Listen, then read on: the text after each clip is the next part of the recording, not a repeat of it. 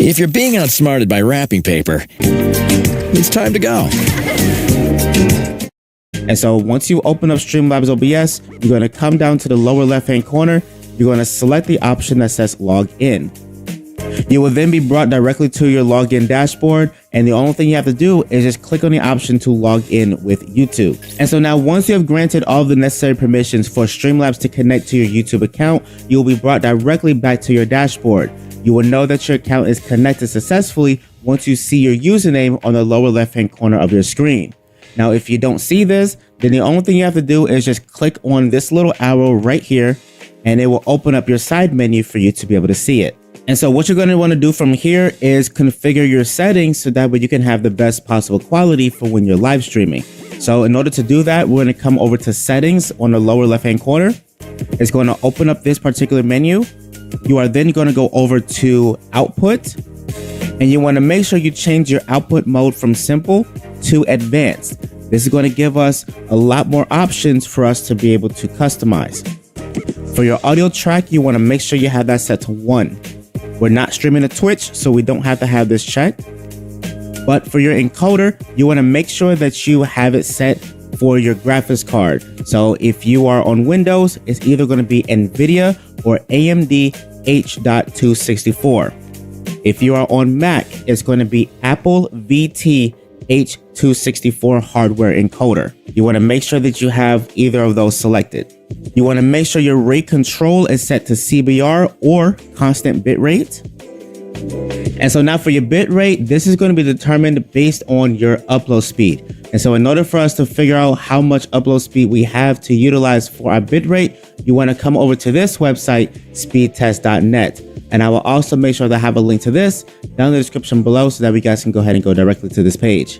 And so what you're going to do is click on this button that says go, and it's automatically going to run your internet, and it's going to tell you exactly what you're able to work with. And so what we're going to look for is our upload speed. Now your upload speed is measured by megabits, but your bit rate is measured by kilobits. So that means that you have to multiply your megabits by 1000 for you to equal your kilobits. So for me, my upload speed is 31 megabits. I need to multiply that by 1000 to tell me what I have available to me. This is not saying that you need to put this in. This is saying what you have to work with. So I have 31 megabits of upload speed. I multiply that by 1000. I have 31,000 of kilobits to work with.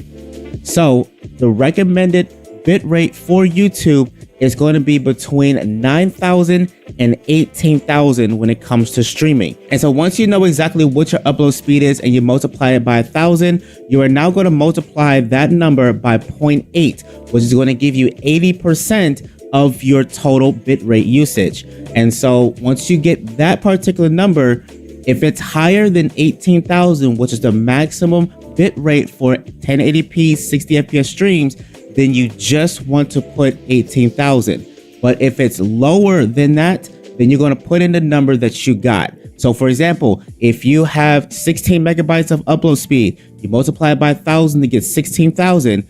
You multiply that by 0.8, which is 80%, you should be left with 12,800 bit rate. And so whatever number that you got, if it's under 18,000, which is the maximum bit rate, then go ahead and put that inside of Streamlabs OBS. Now my bit rate is higher than 18,000, so I'm just going to leave it at 18,000.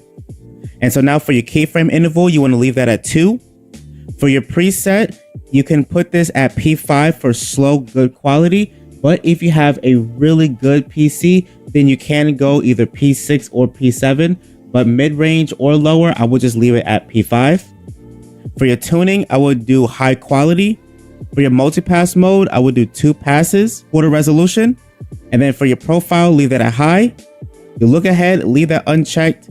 For your cycle visual tuning, you can actually uncheck this. For your GPU, leave it at 0. And for your max B frames, leave it at 2.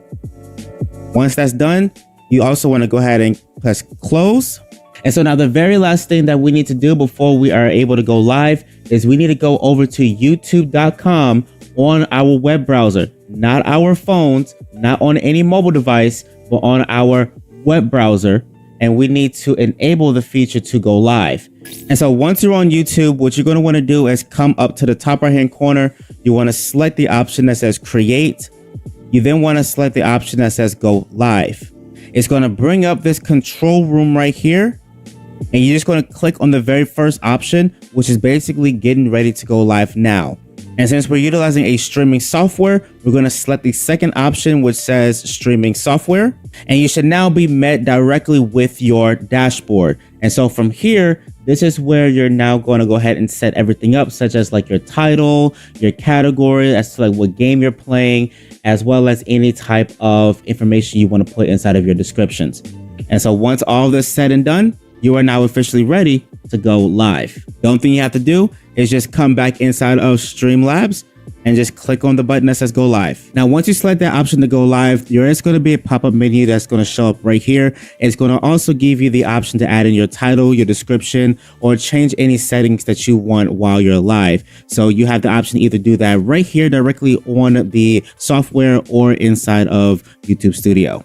Now, really quickly, if this is your very first time ever going live on YouTube, then you will receive this particular message that tells you that you have to request access to stream. And once you request it, it will take roughly around 24 hours for you to gain access. So if that is the case for you, then go ahead and click that button that says request and then just give it 24 hours and YouTube will then notify you when you are able to now go live. And so with that being said, that's going to be all for today's video. And so if you made it to the end or if you found this helpful, make sure you give this a big fat thumbs up. Make sure you guys go ahead and smash that subscribe button. And in case you want to learn the proper way on how to set up all of your audio sources inside of Streamlabs OBS, then make sure you click on this video right here. And I'll catch you guys either in the comments down below or in the next video.